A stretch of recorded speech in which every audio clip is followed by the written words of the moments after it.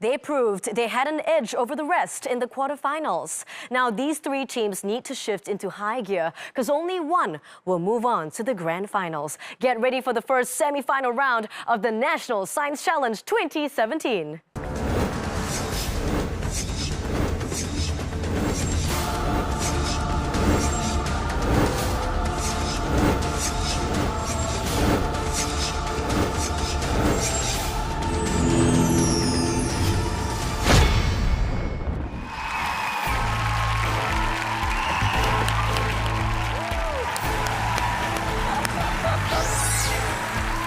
What's going on? Welcome to the National Science Challenge!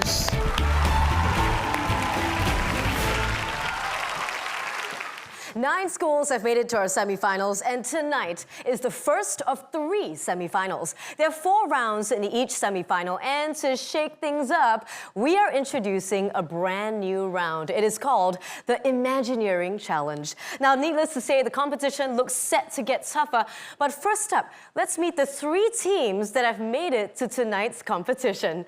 It is one of the oldest secondary schools here in Singapore, and it's also the only all-girls school that has made it into the semi-finals. A big round of applause for Raffles Girls School!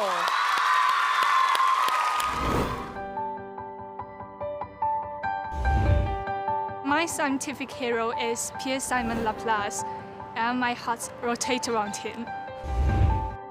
My scientific hero is Friedrich Kekulé because he discovered the resonance structure for benzene, and that resonates with me. My scientific hero is Wolfgang Pauli because he's one of the pioneers of quantum mechanics and he had a very good sense of humor.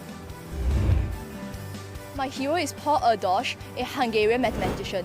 He dedicated his life to mathematics.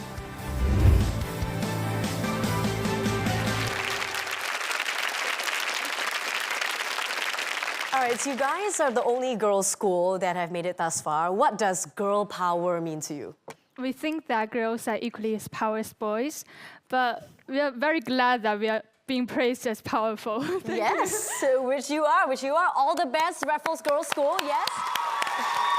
Now, unlike RGS, which has been around since 1879, the next school opened its doors to the very first batch of students only in 2010. Let's give it up for the team from the School of Science and Technology.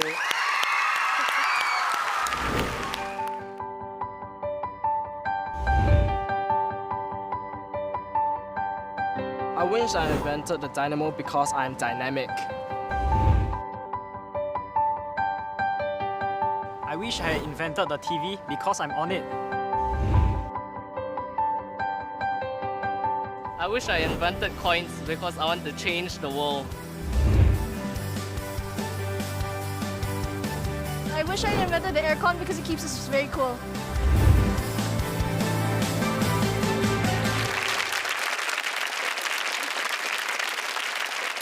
So guys, and girl, now tell us, is there a person that inspires you when it comes to science? Of course, that person would be our science teacher, Mr. Tan Ho Tek. He has gone beyond his call of duty as a teacher to not only teach us concepts in science, but also inspire us. Is he here today? He's here. He's here in the audience. Hey, what's up? Give it up. Thank you, guys. Finally, the third team hails from Bukit Timah, and its motto urges the students to strive unceasingly for greater excellence. I think you guys kind of know which school I'm talking about. Let's welcome the team from Hwa Chong Institution.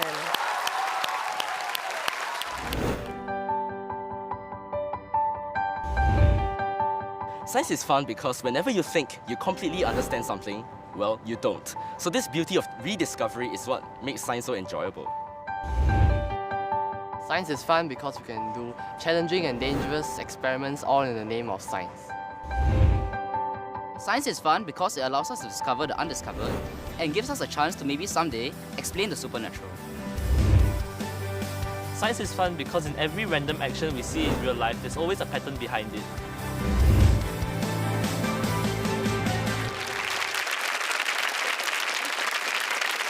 Guys, do you have a strategy for acing the competition this year? Well, we all specialize in different aspects of science, so we should be able to tackle all types of questions. You have a smile on your face, you look pretty confident, right?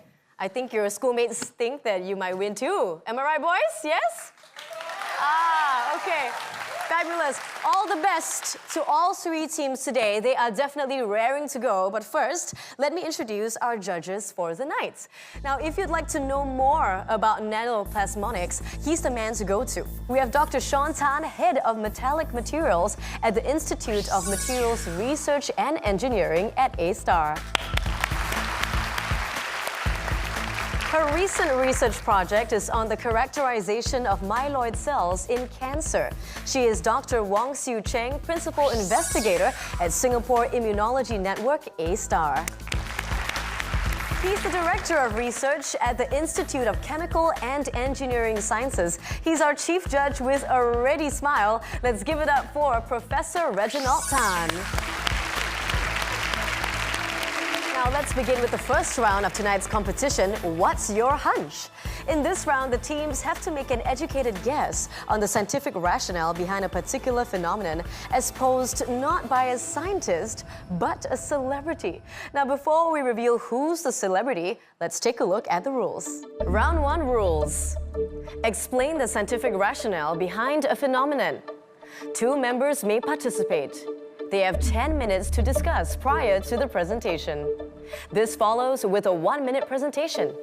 They are evaluated for clarity of presentation and accuracy of scientific knowledge. They can score up to a maximum of 20 points.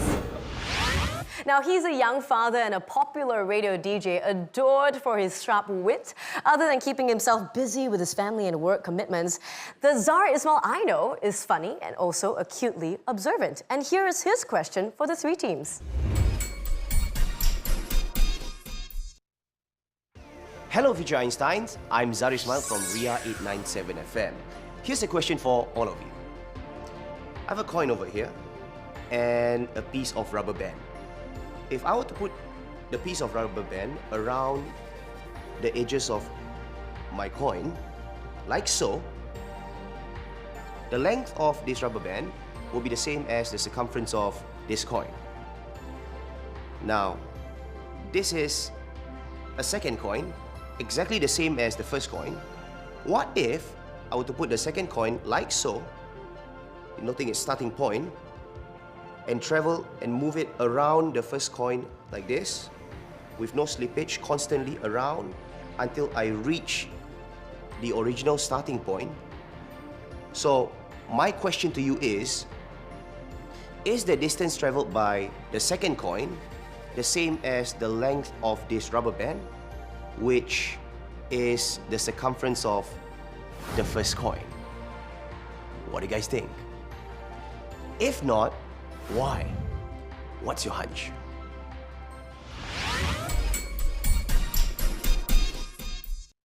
Now, each team had 10 minutes to discuss how they would answer the question posed by Zar.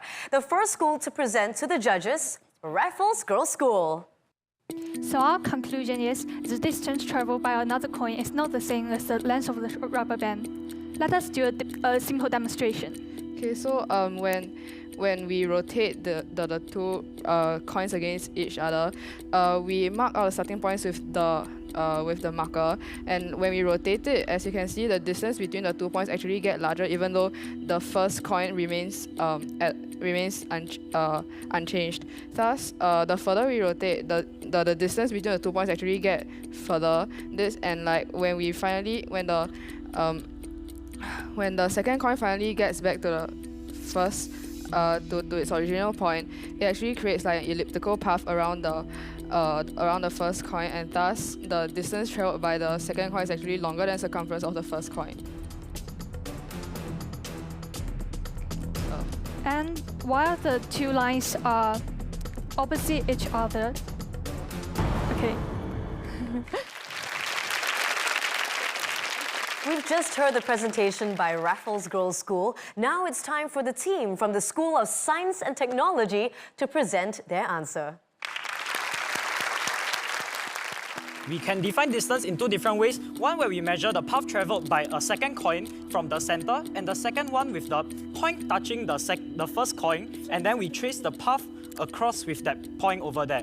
So there are these two distances that we can find out. So, assuming that you are taking it from the center, because if the radius is r, the equation for the circumference is 2 pi r.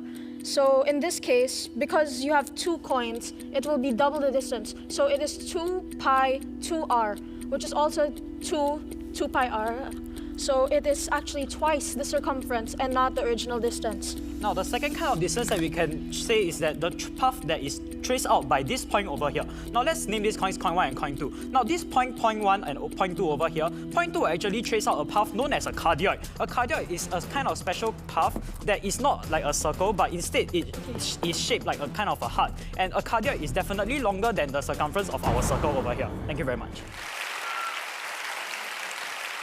The final team to present, will our 3 judges be suitably impressed? The stage is all yours, Hwa Chong Institution. Good afternoon. So we think that the distances of the coin traveling as well as the rubber band, the length would not be the same. So firstly, I'll talk about the rotation of the 2 coins of each other. Because the coins are identical, so their circumferences will also be identical. And so we assume that there is no slipping at all as we rotate one of the coins over the other. So assuming that this is true, then when you finish, you realize that the distance traveled by the second coin is exactly 1 circumference. Meanwhile, for the rubber band, the rubber band is elastic, which means that it can stretch to increase in length. Unlike this piece of string, which is not elastic, so it is unable to stretch or compress to change its length. And therefore, when the dice was wrapping the rubber band around the coin, it stretched slightly. So, and therefore, the length of the rubber band is slightly shorter than the circumference of the coin.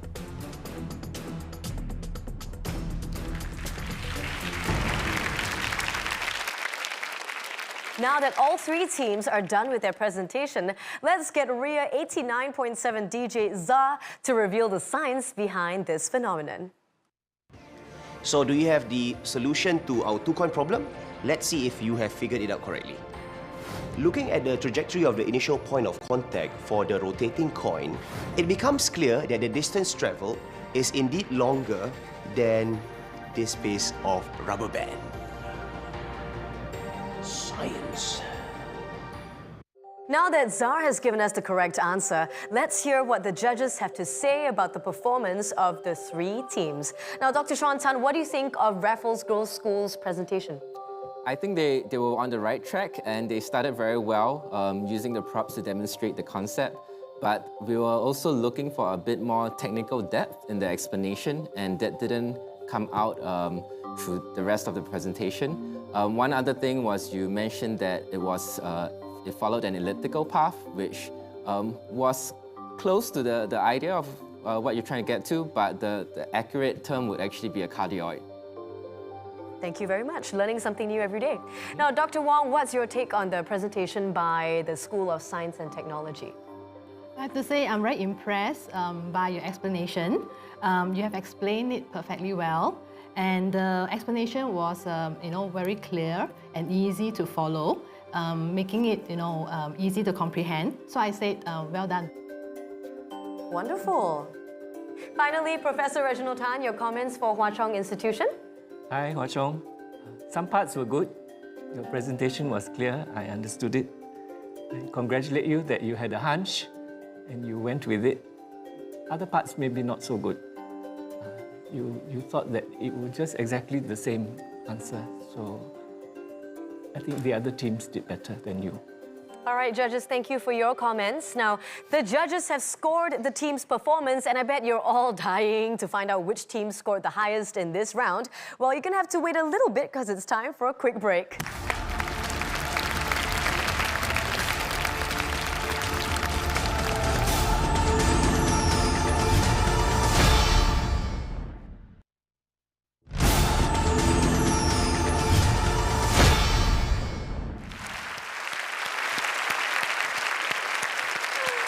Welcome back to the first semi-final of the National Science Challenge 2017. Now, after their presentations earlier, let's see how each team fared.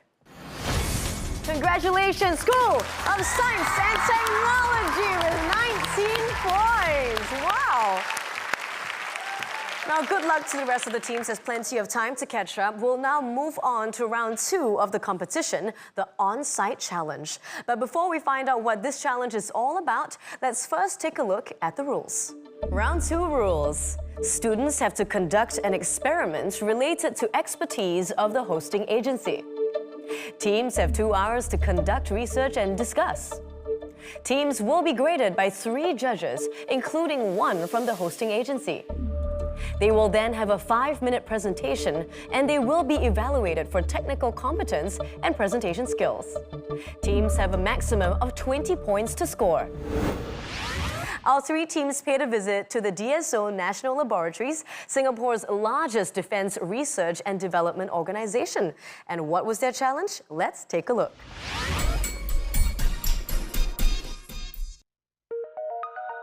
For their on-site challenge, today's semi-finalists visited Singapore's largest defense R&D organization, DSO National Laboratories, at its new complex in Science Park Drive.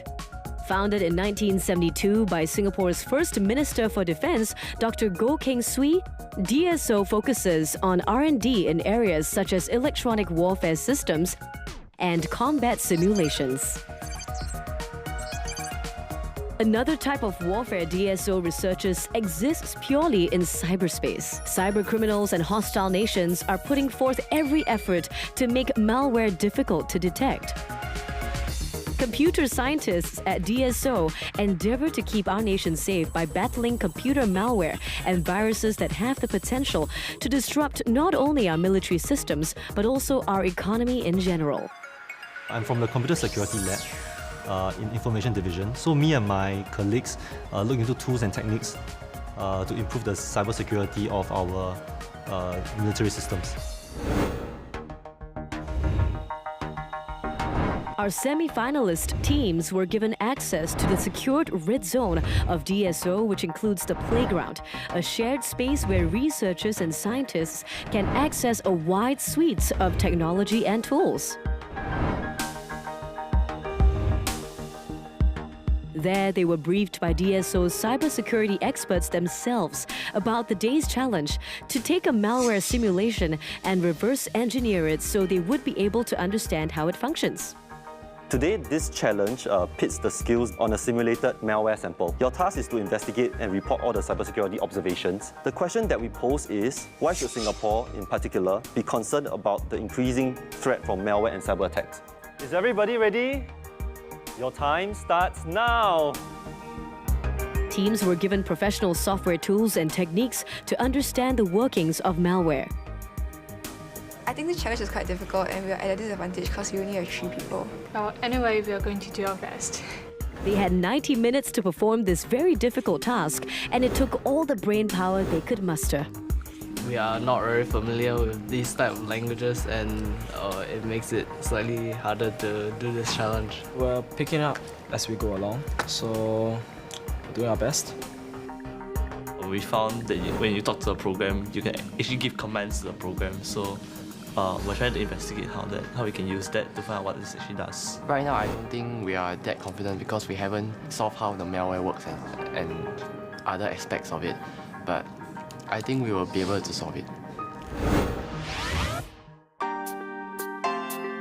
All 3 teams in the end did well in their presentations, impressing the judges with how fast they were able to figure out how the malware functioned. 2 of the teams got the cipher right. One of them used brute force and a bit of frequency analysis, and the other actually used brute force but in a pretty cute way. So they had 2 pieces of paper which they moved around to try to find the key to decipher the code. I thought that the HCI team did pretty well, and they were very thorough and meticulous in cross-checking their findings with several tools to make sure that what they observed really checks out and they understood the intent of having those malware features very well. They were able to make really astute observations about the malware that was given to them. So I would say it's a really great job. Malware and other cyber attacks constitute a serious threat to Singapore and will need bright young minds like our semi-finalists to carry on the fight into the future.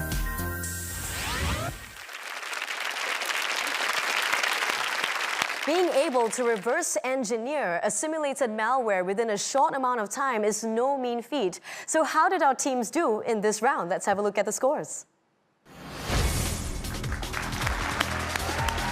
Congratulations to Hwa Chong Institution, leading round 2.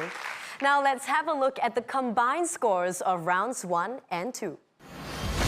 Still in the lead, School of Science and Tech with 33 points. Raffles Girls and Hwa Chong are tied at 26 points. This will be the final combined score for rounds 1 and 2. Now stick around because not to worry, there's still 2 more rounds for you guys to catch up with your scores, so stick around for that.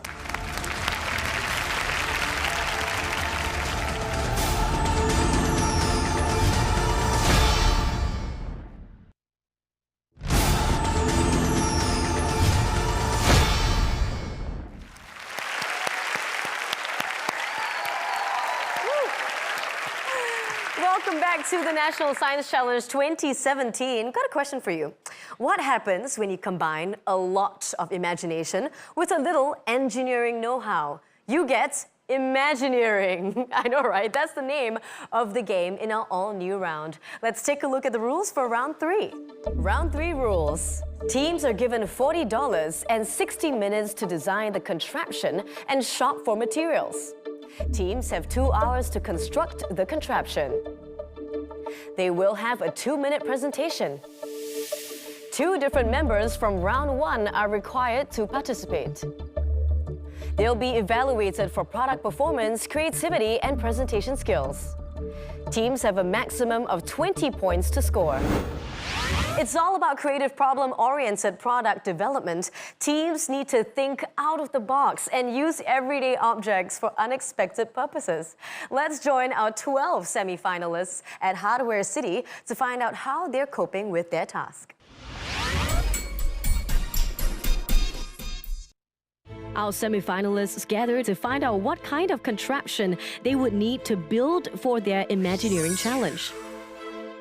Welcome to the inaugural Imagineering Challenge. So what we're going to do today is we're going to put your creative skills to create things that never existed before, to solve problems in which no single solution exists. So before we start, we're going to first decide on what project all 3 schools are going to build for this session. Their randomly selected contraption is Force Push. This is a sort of air cannon, a contraption to selectively knock down a set of styrofoam blocks without shooting any physical projectiles, only by shooting puffs of air. So all of you are going to start off with $40. You're going to spend an hour inside Hardware City, which is the shop behind you, and you're going to purchase the materials that you need to solve your problem. You will be constructing them at another place, and you will be given 2 hours for that construction. The teams are given 1 hour and $40 to buy anything they like in order to build their contraptions. Each team needs to come up with a creative yet effective solution to knock down the styrofoam blocks using only air. But they also must take care to not overspend.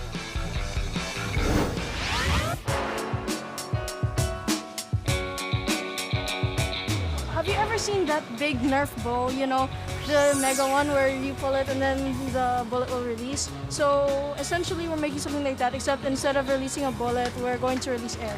So this is our main nozzle, and this will be our piston to push the air out. Basically, we're making a giant injection that's also like a bow to increase the power. At first, we thought of a few different ideas of how to make it. First of all, the bellow idea, like making something that looks like a bellow, but we found out it might be slightly hard. So next, we thought of a hum, but it's too conventional and might not provide enough force. And then we thought about this, use a catapult affixed to a plastic sheet to like fling the air back. For this rubber band, it's just we link them together to make a long chain. And we don't have a very long spring, so we just decided to use this as an alternative. Yeah. Basically, we plan to use the funnel as a way to concentrate the air pressure to push the air out and knock down the styrofoam blocks. So for now, how we create one huge bag of air is to stack a multiple of these bags together, so you can inflate them all together to create to contain as much air as possible. Yeah, and then the super glue is just in case the white glue is not strong enough to hold all the bags together. The gloves are just so that it's safer for us to use the super glue. And we are trying to experiment with different sized funnels to see which one will be the most effective for this task. To recap, teams had to build a contraption that uses only air to selectively knock down a set of styrofoam blocks. They now have 2 minutes to present the key features of their contraption, then demonstrate its effectiveness in 3 tries. First up, we have Raffles Girls School. Hey bro, what are you doing? Didn't you know I'm enrolled in New Jedi Academy and I'm trying to use the Force to push these blocks down, but it's not working. What do I do? It's okay, I have a machine for you. It's called Force Push. The force is strong in this one. Tell me more about this machine. Well, this machine uses air to knock blocks down. In fact, it's so strong that it can knock down blocks from 1 meter away. Let me take a closer look. Okay, so there's a plastic sheet that covers the larger end of a funnel and it's connected to rubber bands that are attached on this side, and the smaller end remains open. Yes, so when you pull on the plastic sheet, the rubber bands are stretched and air flows into the funnel. When you release a sheet, the potential energy of the rubber bands causes the sheet to snap back and displace the air out of the funnel. So according to the continuity equation, the velocity of air multiplied by the cross-sectional area of the funnel remains constant. Therefore, as this end has a smaller cross-sectional area than this end, the velocity of air at this end of the funnel will be larger. This is like how a claustrophobic person will move quickly at a narrow area but slow down at a wider area. So therefore, the air forced out of the funnel will have a high velocity and hence a large amount of kinetic energy. Oh, I understand now. So the elastic potential energy of the rubber bands is converted into the kinetic energy of the rubber bands and the plastic sheet, and later on to the kinetic energy of the air. The air, the sheet, and the chain all have the same velocity as they are ejected together. Therefore, to maximize the kinetic energy of the air, we have to keep the mass of the rubber bands small. But wait, isn't the cross-section very small? How's the funnel able to knock down so many blocks in a row? Well, the air coming out of the funnel has a high pressure. Due to turbulence, as the air moves away from the funnel, it spreads out. So when it reaches the blocks, a large area of fast-moving air will hit the blocks, knocking more of them down. However, the diameter of the opening is still small enough such that it will only accurately hit a few of the blocks. I see. Thank you for teaching me how to push down blocks. Go back to practicing, young Padawan. Thank you. Thank you very much, Raffles Girls, for the presentation. Now, we will get them to test their contraption.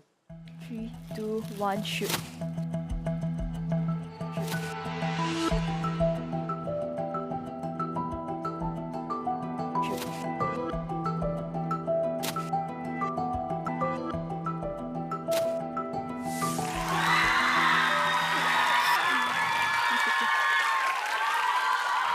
Raffles Girls School, thank you so much for that show of force. Next up, it's the School of Science and Technology's turn to show us what they came up with. Hello judges, what you see here is 4 PVC pipes. PVC pipes are used in plumbing. Without them, we'll be all swimming in sewage. Yuck. But did you know PVC pipes has another purpose, and that is to shoot down styrofoam blocks? Bet you didn't know that. So that was our challenge, and this is the engineering solution to that challenge. What we have here is a bow and a syringe. Let's talk about the bow part first. When I pull my hands back on the string, elastic potential energy is stored in the limb. When I release it, this is converted to kinetic energy driving the piston down the shaft. The reason we use PVC pipes is because it's extremely elastic, storing lots of potential energy driving it down very rapidly. This is where our syringe part comes in. As the piston is driven down the barrel very fast, it compresses the air in the barrel very fast, and this can be classified as an adiabatic compression. This is considering when the air is being compressed but not expelled, as adiabatic processes do not transfer heat or matter into the surroundings. This helps convert the kinetic energy from the piston into internal potential energy in the gas, making it act as if it's a spring.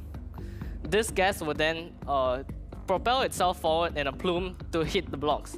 However, we still want to make this gas go even faster. That's where our nozzle comes in. As you can see, we have used a tapered nozzle. We applied the continuity equation, which states that the cross-sectional area is inversely proportional to the velocity of the gas going through it. This means that using a smaller nozzle will make the gas go even faster, hitting down the blocks easier. We also apply the concepts of moments here. Let's say we don't have this part.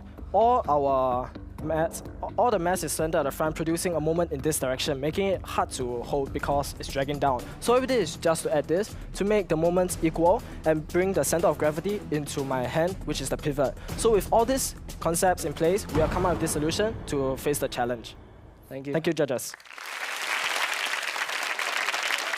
Their presentation sounds good, but will the contraption by the School of Science and Technology actually work? Let's see how they do.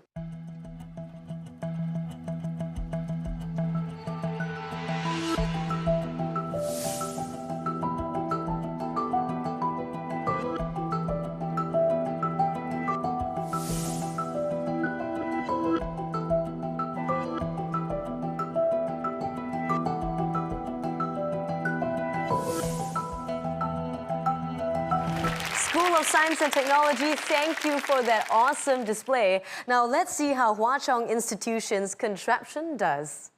Good afternoon, everyone. We are Pingri and Benson from Hwa Chong Institution. Today, we'll be presenting our invention, the air gun.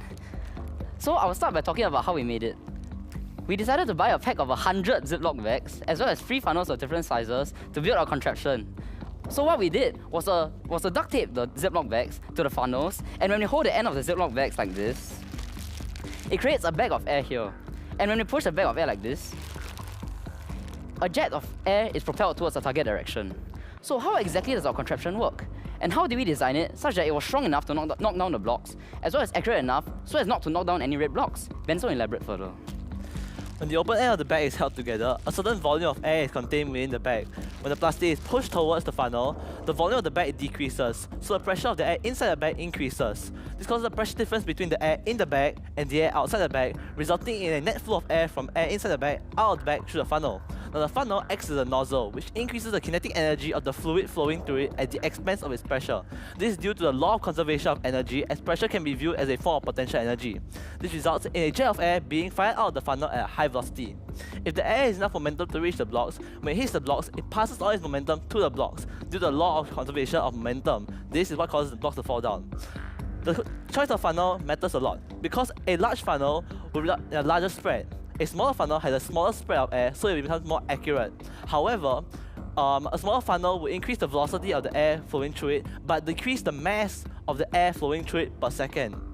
So the choice of the funnel is very important. So we decided on a small funnel so that we're able to have a very precise way of aiming at a target. And this is how our air gun works. Thank you. They're done with their presentation, and now Hwa Chong will let their contraption speak for itself.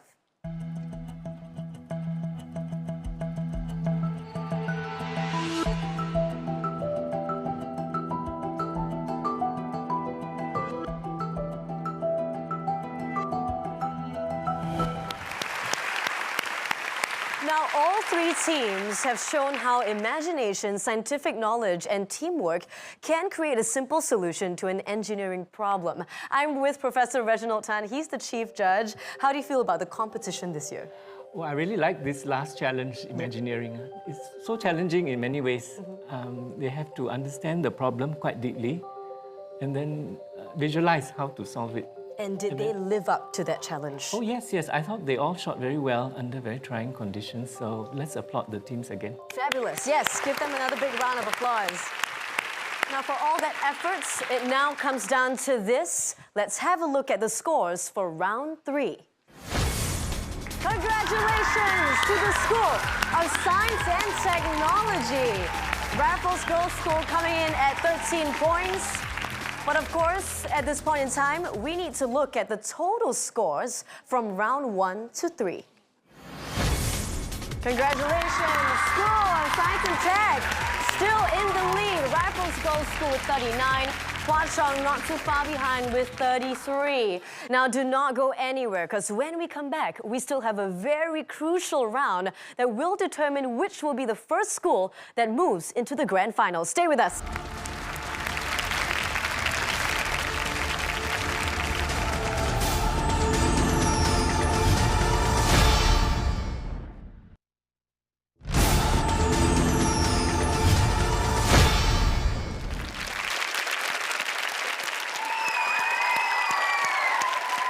Welcome Welcome back to the first semi-final of the National Science Challenge 2017. The three teams are neck in neck. After 3 rounds of competition, we have School of Science and Technology leading the pack right now. But not to worry, okay? We have one final round to go before we reveal the winner for tonight's semi-final. But first, let's have a look at the rules for round 4, rapid response. Round 4 rules. Teams must answer a total of 15 questions. They have 10 seconds to key in their answers. 2 points are awarded for each correct answer. No points will be deducted for not answering or answering incorrectly. They have a maximum of 30 points to score. A total of 30 points are up for grabs in this round.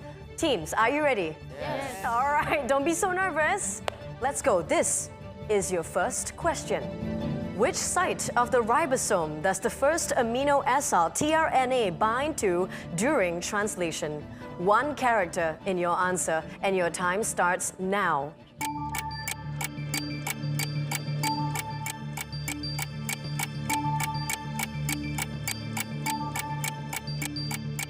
And time's up. The answer is P. Unfortunately, no one's scoring points in this round. Next question. What particle is produced at the sun's core and passes unimpeded through the rest of it? 8 characters to your answer, and your time starts now.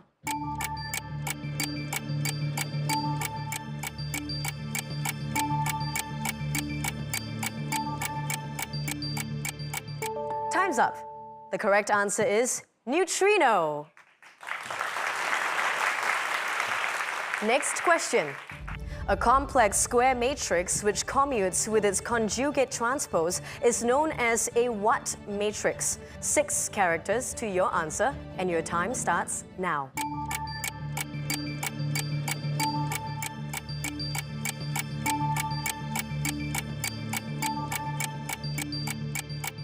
Time's up, and the correct answer is normal. Next question. What peroxidase is used extensively in molecular biology applications such as ELISA, immunohistochemistry, and Western blotting? 11 characters to your answer, and your time starts now.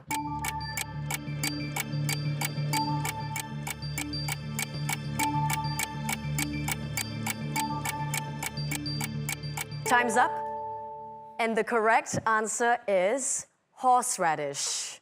Unfortunately, no one's scoring points here. Next question. Phototropism in plants is caused by the asymmetry in what concentration between the lit and unlit sides of a seedling? 5 characters to your answer, and your time starts now.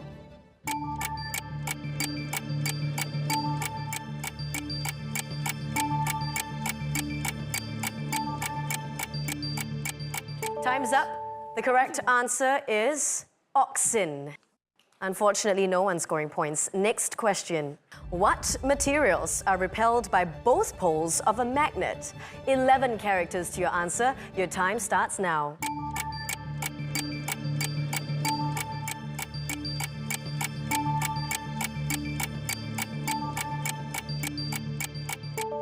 Time is up.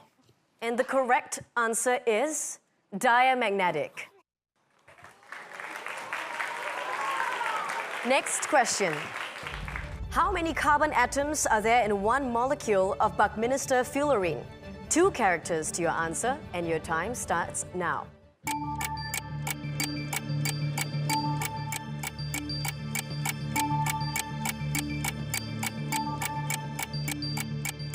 Time's up. The correct answer is 60. Great job. Next question. In graph theory, how many distinct trees on 5 labeled vertices are there? 3 characters to your answer, and your time starts now.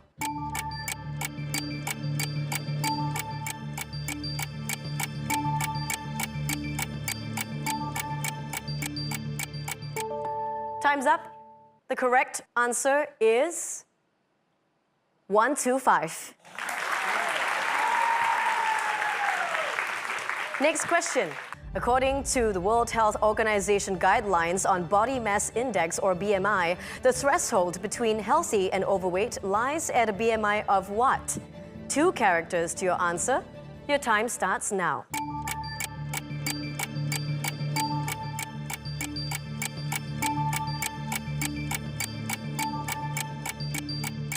Time's up. The correct answer is 25. Next question. We got 2 schools tied at 10 at the moment. Here we go. In a rotating reference frame, the 3 fictitious forces are the centrifugal force, Coriolis force, and the what force? 5 characters to your answer, and your time starts now.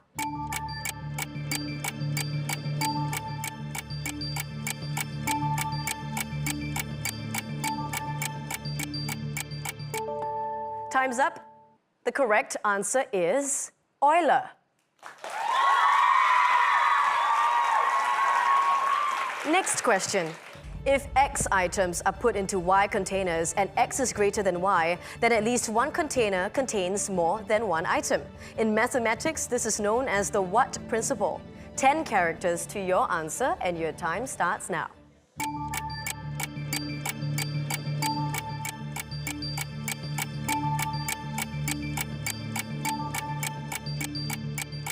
Time's up, and the correct answer is pigeonhole.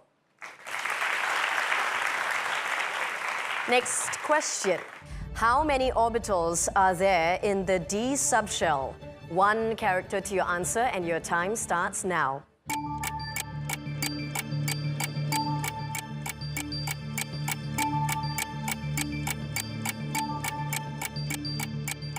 Time's up. The correct answer is 5. Next question. Radio waves can reach locations over the horizon because they bounce off this layer of the atmosphere. What is it? 10 characters to your answer, and your time starts now.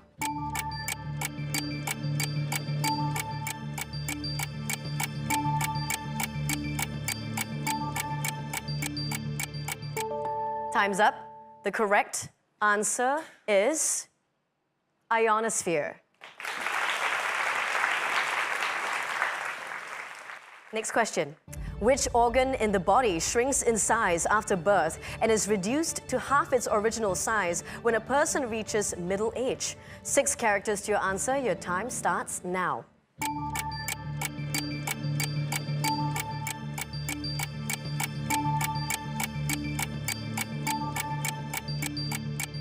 Time's up. The correct answer is thymus. We are tied with the 2 schools, and of course, Hwa Chong in the lead at the moment. One last question to go. Excluding ATP's synthase, how many complexes are there in the mitochondrial electron transport chain? 1 character to your answer, and your time starts now.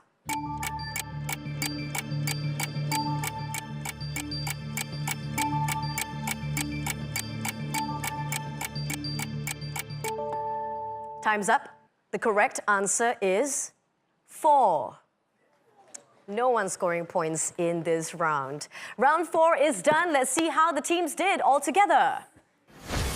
Congratulations, Hwa Chong. You've won this round with 16 points. Give them a big round of applause. What a close fight. After 4 rounds of competition, here's the total tally for each school.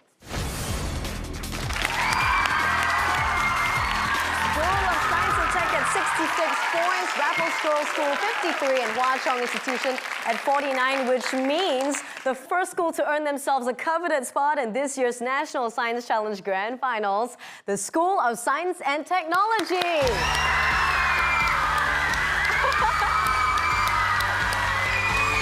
job, you guys! Oh my goodness! Look at the supports! What a fantastic job here today. How do you feel being the first one moving into the Grand Finals? We'd like to thank all the supporters that came today, all the students that spent their time to support us, and all the teachers that spent their teaching time here. We'd like to thank you for that. Oh, that's very sweet. Thank you. All right, congratulations, you guys. But also, we want to bring the two other schools on stage. Please give them a big round of applause. Hwa Chong Institution, Raffles Girls School. You guys put on a really good fight. They did such a fantastic job. And we've come to the end of tonight's show. But remember to join us in the next semi-final as Dunman High School, St. Joseph's Institution, and NUS High School of Math and Science go all out to win themselves a place in the grand finals. I'm Sonia Chu, and it's been Science.